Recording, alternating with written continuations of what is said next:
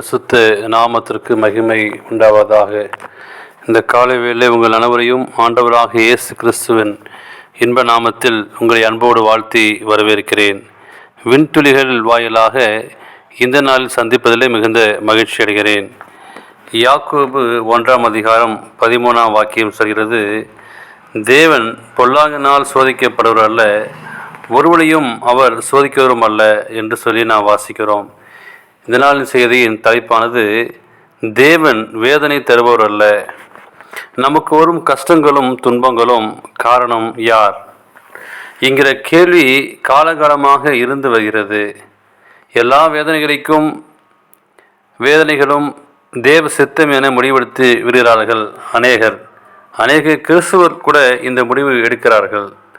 உதாரணமாக, இந்திய கடற்கரையில் சுனாமி ஏற்பட்டு ஆயிரக்கணக்கானோர் உயிரிழந்தார்கள்.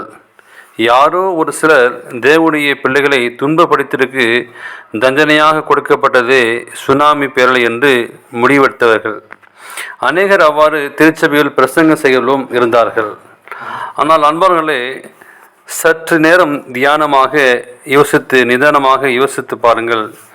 யாரோ ஒரு சிலர் செய்த தவறுகளுக்காக எந்த குற்றமும் செய்யாத லட்சக்கணக்கான ஜனங்களை அழிக்கும் குணம் நம்முடைய தேவனுக்கு உண்டா? இல்லவே இல்லை. தேவன் இரக்கமும் கிருபையும் நீடிய சாந்தமும் மகா தயவும் சத்தியம் உள்ள ஒரு தேவன். ஆனால் மனிதர்களுக்கு தேவையானவர்களை கொடுத்துவிட்டு அதற்கு தேவனை பொறுப்பாக்குவது சாத்தானுக்கு வாடிக்கையான விஷயம். தேவனை நாம் தவறாக புரிந்து கொள்ள வேண்டும் என்பதே அவனது நோக்கம். இந்த நோக்கத்தை செயல்படுத்தினான். அவன் பரலோகத்தில் 1/3 தூதர்கள் வீழ்ச்சிக்கு காரணமானான். அதை பற்றி வேதாகமும் சிவப்பான பெரிய வலுசெருப்பமாய் இருந்தது. அதன் வால் வானத்தின் நட்சத்திரங்களில் 3/4 இடித்து அவளை பூமியில் விழத்தள்ளிற்று என்று சொல்கிறது வெளிப்படுத்தல் புஸ்தகம் 12 3-4 எனவே தேவனுக்கு நன்மையன்றி வேறொன்றும் செய்ய மாட்டார். நமது அன்பான தகப்பன் என்கிற அசைக்க முடியாத நம்பிக்கை இருக்க வேண்டும். அதை கண்டவுடன் சாத்தான் ஓடி போவான். பிசாசுக்கு ஏற்று நிலுங்கள், அப்போது அவன் உங்களை விட்டு ஓடி போவான். யாக்கோபு 4:7 வாசிக்கிறோம்.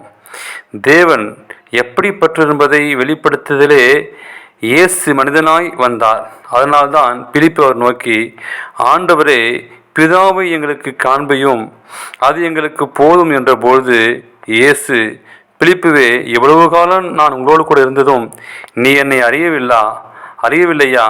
என்னை கண்டவன் பிதாவை கண்டான். அப்படி இருக்க பிதாவை எங்களுக்கு காண்பையும் என்று நீ எப்படி சொல்கிறாய் என்று பதில் தந்தார். யோவான் 14:9.